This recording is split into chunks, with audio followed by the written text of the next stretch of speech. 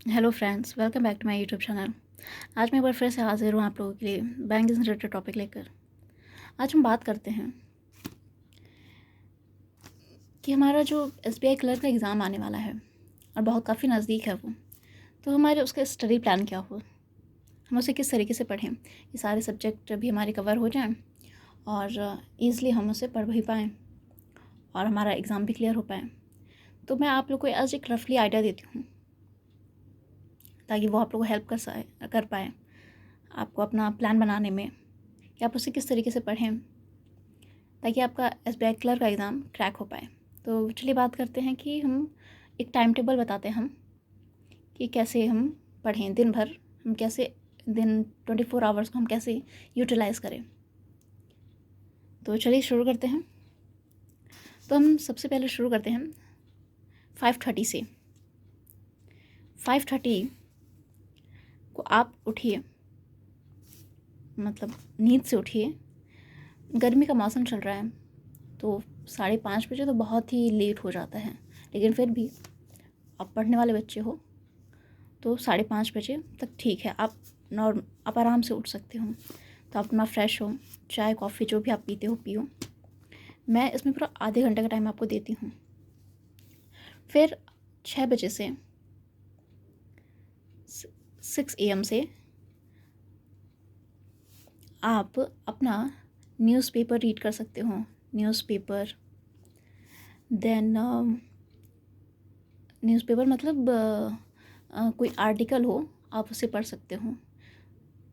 Reading करना है आपको, मीन्स उसमें आपको रीडिंग करना है ताकि वो आपको इंग्लिश के लिए हेल्प कर सके।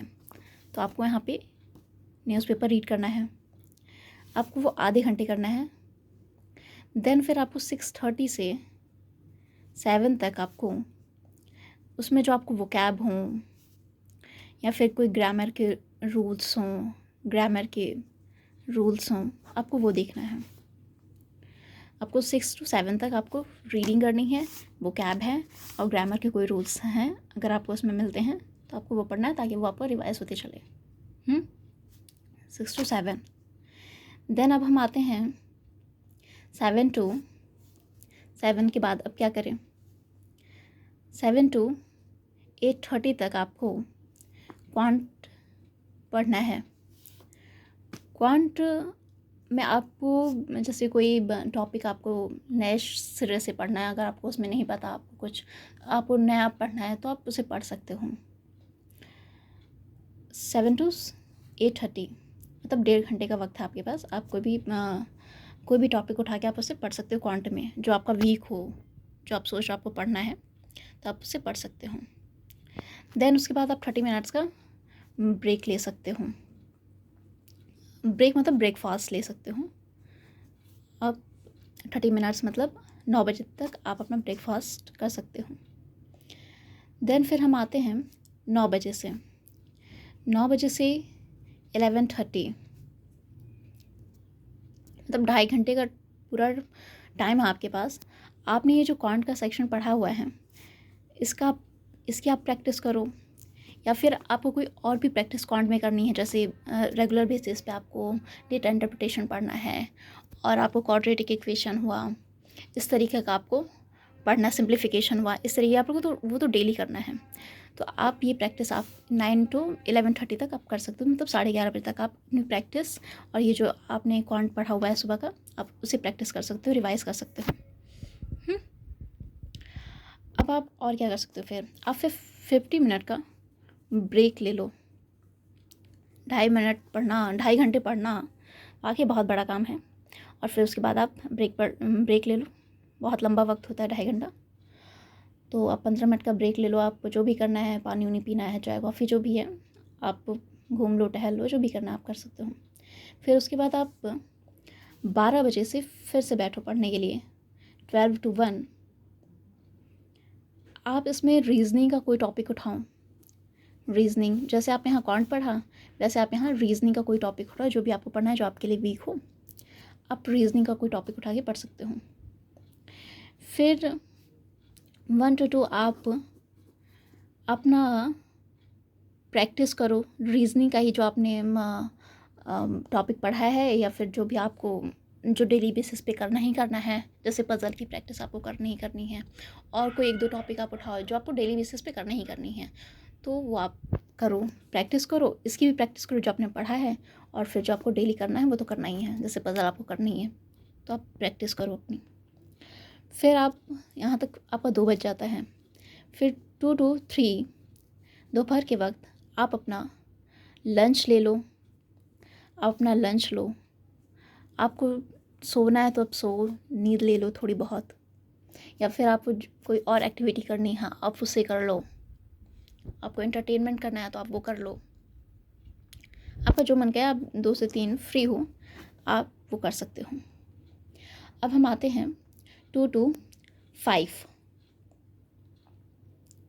नहीं 2 to 3 तो हो चुका है, अब 3 से अब हम आते हैं 3 बजे के बाद हम क्या करें, 3 बजे से क्या करें। अब आपको इंग्लिश पढ़ना है, इंग्लिश का कोई टॉपिक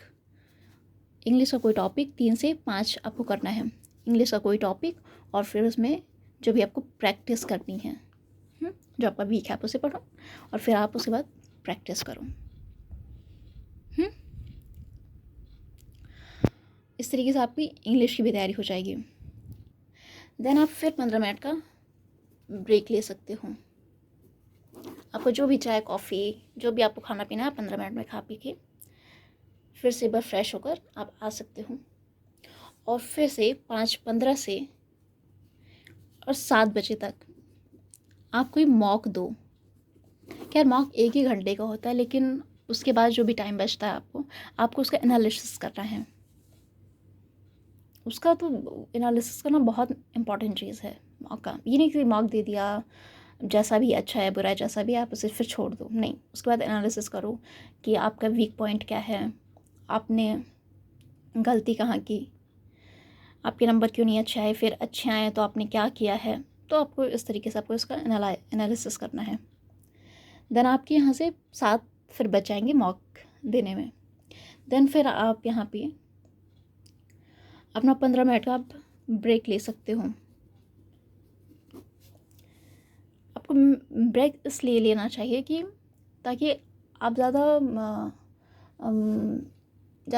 उसमें बोझिल ना फील करो आप, ताकि आप फ्रेश होके पढ़ते रहो, और जो आप पढ़ो वो आपको समझ आए, ताकि आपको पढ़ने में मज़ा आए, इसलिए आपको थोड़े थोड़े अंतराल पे आपको ब्रेक लेते रहना चाहिए। अब हम कहाँ पे आएंगे, 15 मिनट का ब्रेक, 7:15 तक आप अपना ब्रेक ले लो। देन फिर उसके बाद आपको बचता है करंट अफेयर्स आपको पढ़ना है। ये तो पर डे पढ़ना है, आपका मेंस का एग्ज़ाम जब भी हो आपको ये पढ़ते रहना चाहिए, ताकि आपको बाद में ईज़िली हो जाए, मतलब ईज़ी हो जाए। तो आप अपना करंट पढ़िए, जितना भी टाइम आपको लगता है, आधे घंटे 1 घंटे जो भी आप देते हो, आधा 1 घंटा आप उसे पढ़िए। देन फिर उसके बाद आप सो सकते हैं, फिर आप उसके बाद अपना डिनर करिए। देन फिर आपको जो भी आप टीवी देखते हो, कोई भी आपका एंटरटेनमेंट का साधन हो, आप जो भी आप करते हो आप वो करिए। देन आप फिर एक अच्छे से सो जाइए, फिर आप सुबह 5:30 बजे उठिए, एंड देन आप अपना फिर से वही रूटीन फॉलो कर सकते हैं। ये तो एक रफली आइडिया हुआ था, आप जिस भी कंडीशन में हो, आप अकेले रहते हो, आप फैमिली के साथ रहते हो, या फिर आप रूममेट के साथ हो, जिस तरीके की कंडीशन आप अपने हिसाब से अपने अकॉर्डिंगली आप उसे बना सकते हैं अपना टाइम टेबल, कि किस तरीके से हमें पढ़ना है और कितने सब्जेक्ट को कितना वक्त देना है। जैसे हमने यहाँ पे कॉन्ट को काफ़ी वक्त दिया, 1.5 घंटा यहाँ पे दिया, फिर यहाँ पे हमने 2.5 घंटा दिया, तो कॉन्ट का सेक्शन हमारा इतने में कंप्लीट हो जाएगा। फिर हमने यहाँ पे रीजनिंग को दिया, काफ़ी टाइम यहाँ पर दिया हमने 12 से 1, और फिर हमने प्रैक्टिस दिया, मतलब 2 घंटे हमने इसको भी दिए रीजनिंग को, और फिर हमने इंग्लिश को दिया। जो जिस तरीके का पेपर है उस तरीके का आपको, कॉन्ट थोड़ा टफ होता है तो आपको ज़्यादा वक्त देना है, इंग्लिश थोड़ा सा टफ होता है 2 घंटे, तो इंग्लिश को भी थोड़ा सा वक्त दिया हमने।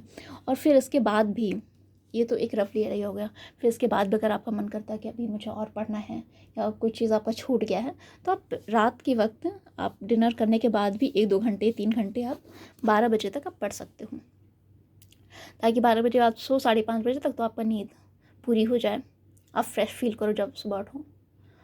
तो इस तरीके से आप कर सकते हो। तो अगर आप ऐसे फॉलो करते हो तो आपको आसानी होगी।